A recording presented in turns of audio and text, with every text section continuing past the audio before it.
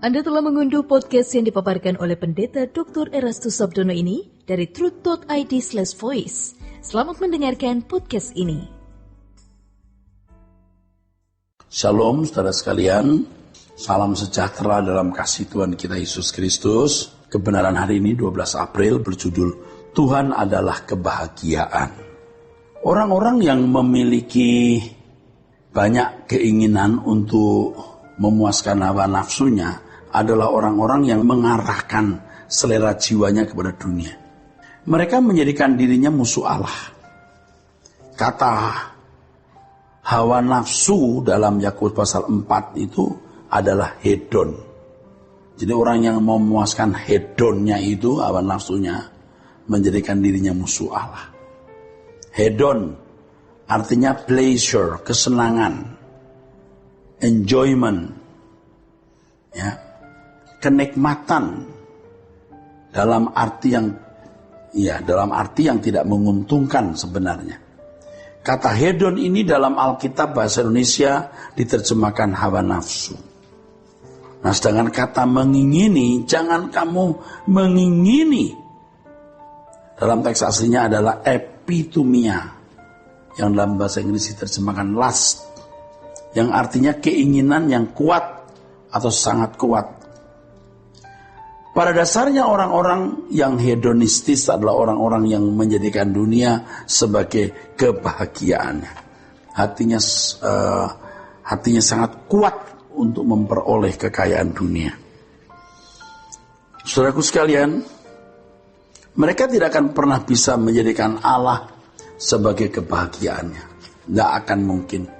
Sebab orang yang menjadikan dunia kebahagiaannya tidak akan pernah bisa menjadikan Allah sebagai kebahagiaannya. Jika demikian, itu berarti ia tidak selesai dengan dirinya sendiri di hadapan Allah. Sebab orang yang sudah selesai dengan dirinya sendiri di hadapan Allah adalah orang yang menjadikan Allah sebagai kebahagiaannya. Orang memahami kebahagiaan sebagai perasaan senang. Ya, selama ini sukacita karena keadaan nyaman dan aman. Tidak ada ancaman, ya, keinginannya dipuaskan, cita-citanya tercapai, nah baru bahagia. Jadi orang memahami kebahagiaan sebagai perasaan senang, sukacita karena keadaan nyaman dan aman, tidak ada ancaman, keinginannya dipuaskan dan ya cita-citanya tercapai, begitu kira-kira. Sebenarnya kebahagiaan itu tergantung dari cara seseorang memandang hidup. Kebahagiaan seseorang menjadi sangat relatif. Artinya ya tergantung persepsi seseorang mengenai apa kebahagiaan itu dan cita rasa jiwa yang biasa dialami atau dinikmati setiap hari. Melalui berbagai sarana atau pengalaman hidup, cara berpikir seseorang terbentuk dalam memandang apa yang dapat membahagiakannya. Saudara sekalian, pada umumnya saudara, termasuk sebagian orang Kristen, orang membangun kebahagiaan hidupnya di atas dasar materi, kekayaan dunia. Cara berpikir ini telah meracuni banyak orang, termasuk ya orang-orang Kristen, bahkan para aktivis, majelis, serta rohaniwannya. Tanpa disadari, cara berpikir banyak orang Kristen dipengaruhi oleh cara berpikir yang salah. Yang salah tersebut. Kalau cara pandang hidup telah salah, menganggap yang dapat membahagiakan hatinya adalah sesuatu yang menjadi target, yaitu dunia ini, maka ia akan diperbudak oleh sesuatu yang menjadi target itu. Orang seperti ini tidak akan pernah selesai dengan dirinya sendiri di hadapan Allah. Tentu saja mereka tidak dapat diubah oleh Tuhan kalau tidak bertobat dan meninggalkan cara berpikirnya yang salah itu. Saudaraku sekalian, suasana dunia hari ini dengan filosofinya mengkondisi banyak orang, termasuk orang Kristen, untuk memiliki kebahagiaan yang ditentukan oleh kekayaan materi dengan segala hiburannya. Ini fakta. Sudah menular di banyak tempat seperti virus. yang memandang bahwa kebahagiaan itu ditentukan oleh kekayaan atau materi. Tidak dapat dibantah di dunia yang materialistis ini, pikiran manusia diarahkan untuk mengakui bahwa materilah sumber kebahagiaan. Dunia juga mengkondisi manusia untuk merasakan betapa hebat kekuatan uang dan nyata dapat menjadi sumber kebahagiaan hampir semua orang. Dengan demikian banyak orang dikondisi untuk menjadikan uang sebagai kebahagiaannya. Dikondisi. Dan pengaruh dunia kuat sekali ini, saudara. Mengkondisi orang memandang bahwa uang itu segalanya. Sehingga uang menjadi tujuan hidup sebagian besar manusia. Mereka berpandangan bahwa semakin banyak uang yang dimiliki, akan merasa semakin memiliki kebahagiaan. Kebahagiaannya menjadi lebih lengkap, lebih utuh. Nah, cara berpikir ini juga telah meracuni pikiran banyak orang Kristen. Sehingga mereka juga tertawan oleh cara berpikir tersebut dan hidup dalam keterikatan dengan dunia.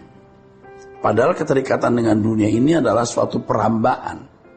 Artinya kepada siapa hati seseorang terikat, saudara, kepadanya ia mengabdikan dirinya.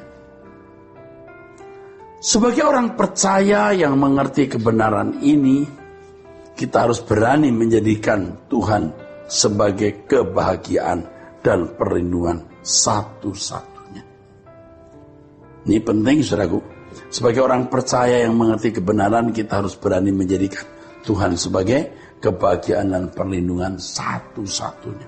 Tidak ada yang dapat diandalkan selain Tuhan. Selain Tuhan, tidak ada yang dapat diandalkan. Dengan demikian orang percaya tidak memiliki berhala apapun kalau bisa menjadikan Tuhan itu segalanya. Kalau seseorang mengandalkan materi sebagai kebahagiaannya, ia tidak pernah bisa bersekutu dengan Allah. Keselamatan yang Allah sediakan tidak pernah terwujud dalam kehidupan mereka. Dalam hal ini, saudaraku, iblis bisa menyusup dalam gereja melalui mimbar-mimbarnya dengan mengajarkan teologi kemakmuran yang mengarahkan pikiran bahwa Tuhan bukan satu-satunya kebahagiaan hidup. Dengan demikian jemaat terparkir di bumi sehingga tidak mengalami keselamatan yang disediakan oleh Tuhan. Mereka terseret oleh ilah zaman ini sehingga tidak pernah dapat menjadikan Tuhan sebagai kebahagiaannya. Mereka tidak pernah mengalami damai sejahtera Allah yang melampaui segala hal yang dijanjikan oleh Yesus kepada orang percaya. Damai sejahtera kuberikan padamu, yang kuberikan tidak sama seperti dunia ini. Dengan tidak menjadikan Tuhan sebagai satu-satunya kebahagiaan, seseorang bukan saja gagal menikmati damai sejahtera Allah, melainkan juga gagal mengalami dan memiliki keselamatan. Ini berarti dia membinasakan dirinya sendiri. Kalau seseorang tidak menjadikan Tuhan sebagai kebahagiaan satu-satunya, berarti dia membinasakan dirinya.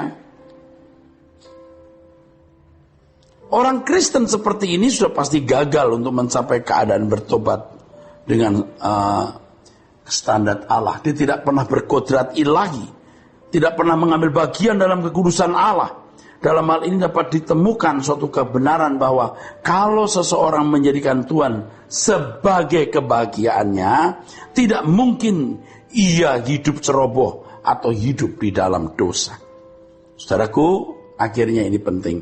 Orang yang menjadikan Tuhan sebagai satu-satunya kebahagiaan akan terpacu untuk hidup tidak bercacat dan tidak bercela. Saudaraku sekalian, inilah kebenaran hari ini. Saya berharap kebenaran hari ini memberkati saudara-saudara sekalian. Sola Gracia.